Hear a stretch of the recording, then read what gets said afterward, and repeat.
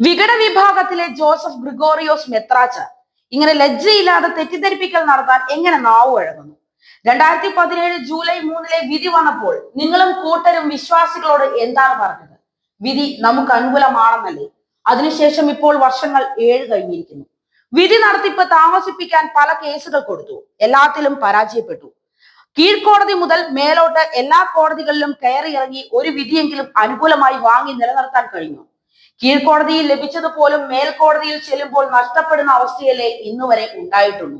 ഇതുവരെ ഒരു കോടതിയെയും ബോധ്യപ്പെടുത്താൻ കഴിയാത്ത എന്ത് കാര്യമാണ് ഇനി 17-ാം തീയതി സുപ്രീം കോടതിയെ ബോധ്യപ്പെടുത്താൻ പോകുന്നത്? 17-ാം തീയതി ചെല്ലുമ്പോൾ വിധി നടപ്പിലാക്കിയിട്ടു ചെല്ലാനല്ലേ പറഞ്ഞിരിക്കുന്നത്? അത് കഴിഞ്ഞ് വന്നാൽ മതിയെന്ന് പറഞ്ഞിരിക്കുന്നിടത്ത് ഇനി എന്ത് ബോധ്യപ്പെടുത്താൻ? കോടതിക്ക് പണ്ടേ ലഭിച്ചു ബോധ്യങ്ങളെല്ലാം. അത് നിങ്ങൾക്ക് ഇതുവരെ ബോധ്യമായില്ല എന്ന് നടിക്കുകയാണ്, ജനങ്ങളെ കബളിപ്പിക്കാൻ വേണ്ടി. നിങ്ങളിപ്പോൾ കോടതി അലക്ഷ്യത്തിലാണ് നിൽക്കുന്നത് എന്ന് കോടതി തന്നെ പറഞ്ഞു കഴിഞ്ഞില്ലേ? 1934 ഭരണഘടനയെ കൈപ്പുസ്തകം എന്നൊക്കെ വിളിച്ച് ആശ്വാസം കൊള്ളാമെന്നല്ലാതെ അതിന്റെ സാധുതയെ ചോദ്യം ചെയ്യാൻ ഇന്ന് വരെ കഴിഞ്ഞിട്ടുണ്ടോ?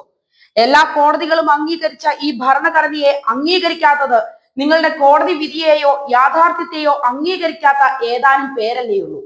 തെറ്റായ വ്യാഖ്യാനങ്ങൾ ഓരോന്നിനും നൽകിക്കൊണ്ടിരുന്നയാളിന് ജനം കൊടുത്ത പേര് എന്തായിരുന്നു? വ്യാഖ്യാനിയോസ്. ഇപ്പോൾ തന്റെ വരട്ടു വ്യാഖ്യാനങ്ങളും പരണത്ത് വെച്ച് അടങ്ങിയിരിക്കുന്നു. പറഞ്ഞ ഏത് കാര്യങ്ങളിലായിരുന്നു സത്യമുണ്ടായിരുന്നത്? CM തോമസ് അച്ഛനെ ഒഴിവാക്കാൻ ചാക്കോ പിള്ള വണ്ടിക്കൂലിയും കൊടുത്ത് ബോംബെക്ക് വിട്ടു. അവിടെ നിന്ന് എങ്ങോട്ട് പോയി, എന്ത് സംഭവിച്ചു എന്നൊന്നും അറിയുകയേയില്ല. തിരികെ വന്നത് മെത്രാൻ വേഷത്തിലായിരുന്നു. ഇനി അതേ വേഷം കെട്ടാൻ ഒരുങ്ങിയിരിക്കുന്ന മെത്രാച്ച പുതിയൊരു സഭയായി മാറാതെ ഇനി അങ്ങനെ ഒരു വേഷം കെട്ട് നടക്കുന്നു? അതിന് സാധ്യതയുണ്ടാകുന്നു? എങ്ങനെയെങ്കിലും 3 മാല വാങ്ങിയ ശേഷം മലങ്കര ഓർത്തഡോക്സ് സഭയിലേക്ക് ചെന്ന് അസിസ്റ്റന്റ് ആയി ഇരിക്കാമെന്ന് മോഹിച്ചാൽ അത് വെറും മോഹം മാത്രമാകും.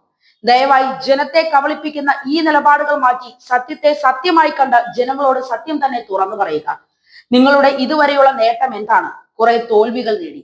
ഇനി ചെയ്യാൻ പറ്റുന്നത് ഒന്നെങ്കിൽ വേറെ സഭയായി മാറിപ്പോകുക, എല്ലാ പള്ളികളിൽ നിന്നും ഇറങ്ങുക, അതുമല്ലെങ്കിൽ നിരുപാധികം 1934 അംഗീകരിച്ച് ശിഷ്ടജീവിതം വല്ല ആശ്രമങ്ങളിലും പ്രാർത്ഥനയിൽ ജീവിക്കുക.